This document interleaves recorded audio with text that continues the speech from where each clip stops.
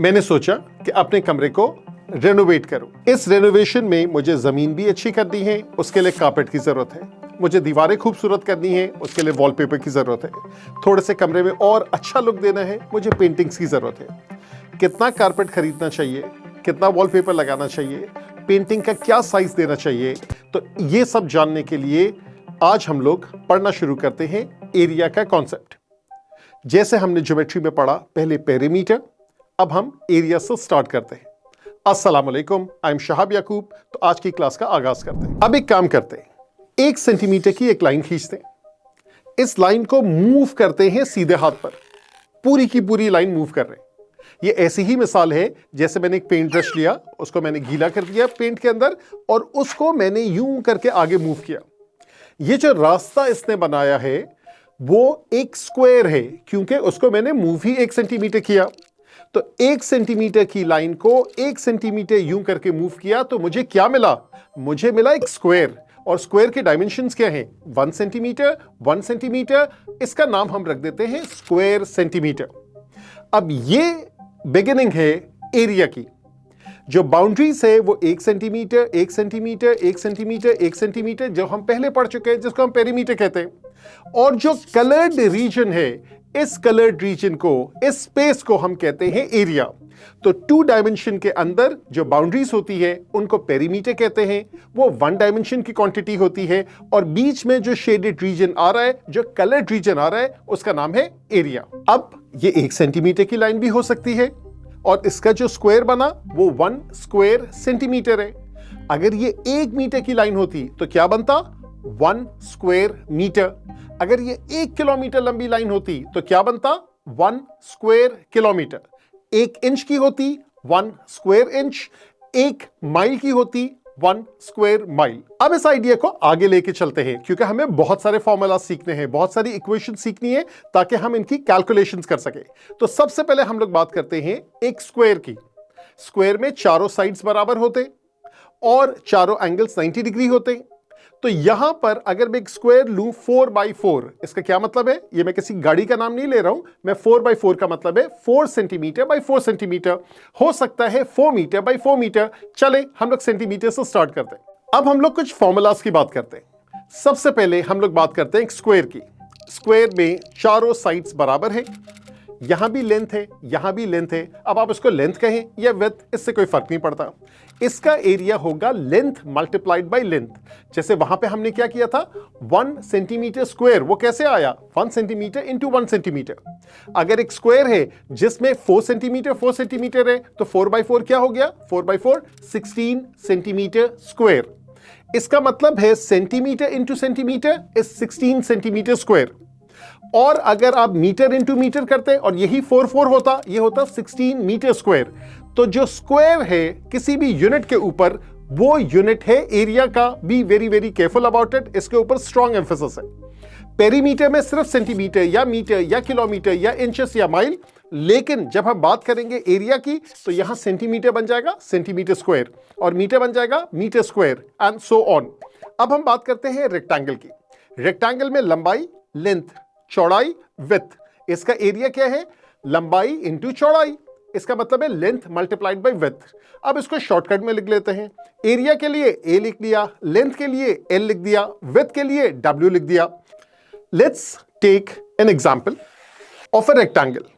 Rectangle की चौड़ाई 2 centimetre, rectangle की लंबाई 4 सेंटीमीटर। इसका एरिया क्या होगा? 2 सेंटीमीटर मल्टीप्लाई बाय 4 सेंटीमीटर।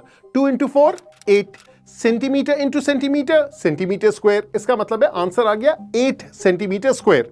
अब 8 सेंटीमीटर स्क्वायर का मतलब क्या है? इसका मतलब यह है कि जिस एग्जाम्पल से हमने स्टार्ट किया था 1 स्क्वायर सेंटीमीटर, तो let me take this 1 square centimetre और इस जैसे मैंने 8 पीसेस बना लिए। ये 8 पीसेस को मैं डब्बे में फिट कर दूंगा। इसका मतलब है उस 8 सेंटीमीटर स्क्वायर में 1 सेंटीमीटर वाले 8 पीसेस आ सकते हैं। Now let's take the example of a rectangular bar of chocolate. Chocolate की एक बार जो कि रेक्टेंगल के शेप में। अभी आपको नजर आ रहा है कि इसकी चौड़ाई 4 इंचेस है, इसकी लंबाई 7 इंचेस है। इसका एरिया क्या है? इसका एरिया है 4 मल्टीप्लाइड बाई 7 विच इज 28। चूंकि इंचेस में है तो inches into inches is square inches. Inches square भी कह सकते हैं, ज्यादा अच्छा लगता है हम उसको स्क्वायर इंचेस कह दें। अब यहां पे आपको 28 पीसेस नजर आ रहे हैं। इसका क्या मतलब है? इसका मतलब है इसमें से हर पीस जो है वो एक एक स्क्वायर इंच का है, 1 बाय 1 का स्क्वायर है। अगर आप दोस्तों के साथ बैठे हुए तो अब आपको 28 अगर दोस्त हैं तो हर एक को एक एक पीस मिलेगा। अगर फॉर एग्जांपल 14 दोस्त अहबाब बैठे हुए तो हर एक को 2-2 पीसेस मिलेंगे। अगर 7 दोस्त हैं तो वो 28 डिवाइड बाय 7 हर एक को 4 पीसेस मिलेंगे। और अगर आप वाकई लकी हैं और सिर्फ 4 दोस्त बैठे हुए तो हर एक को 7-7 पीसेस मिलेंगे। अब ये कुछ हमने फॉर्मूलास डिस्कस किए regarding a square and a rectangle. अब एक और रेक्टेंगल लेते हैं और रेक्टेंगल से कुछ और निकालते हैं। 3 सेंटीमीटर वाइड, 4 सेंटीमीटर लॉन्ग ये रेक्टेंगल है। इसका एरिया है 3 इंटू 4 12 स्क्वायर सेंटीमीटर। इस कोने से लेके इस कोने तक एक मैं लाइन खींचता हूं। इस लाइन को कहते हैं डायगोनल। इस लाइन की वजह से क्या हुआ? ये 2 हिस्सों में बट गया, 2 इक्वल हिस्सों में। और ये हिस्से की शक्ल क्या है? बिल्कुल आपने सही पहचाना, ट्राइंगल बना। जब टोटल एरिया 12 था तो इस ट्राइंगल का एरिया हो गया 6, इसका हो गया 6। अब इस ट्राइंगल पे फोकस करें। यहां पे 3 है, यहां पे 4 है और 3 इंटू 4 मल्टीप्लाई करके आता है 12, लेकिन एरिया तो है उसका आधा। तो 12 का आधा क्यों हुआ? इसका मतलब है एरिया का फॉर्मूला है half into length into width. Rectangle का क्या था? सिर्फ length into width. Area of a triangle का क्या होगा? Half into length into width. लेकिन ट्राइंगल के लिए हम जरा फोकस करते हैं उसकी टर्मिनोलॉजी पे। जिस चीज पे वो ट्राइंगल बैठा हुआ है, लेटा हुआ है, उसको हम बेस कह देते हैं।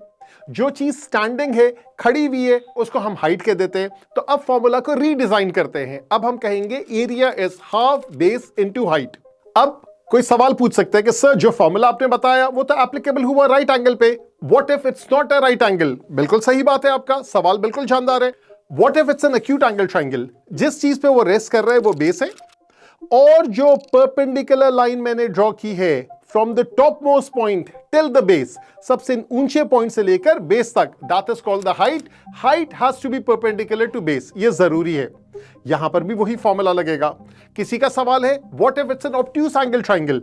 ठीक है, ये बेस हो गया और ये वाली बाकी साइड्स हो गई, लेकिन जो साइड पे हमें नजर आ रहा है परपेंडिकुलर, वो हाइट है। बहुत सारे लोग ये समझते हैं कि हाइट अंदर मौजूद होनी चाहिए, चाहे वो राइट एंगल ट्राइंगल में एक साइड ही हाइट है, चाहे एक्यूट एंगल में वो अंदर मौजूद है। ऐसा कोई रूल नहीं है मैथ्स का।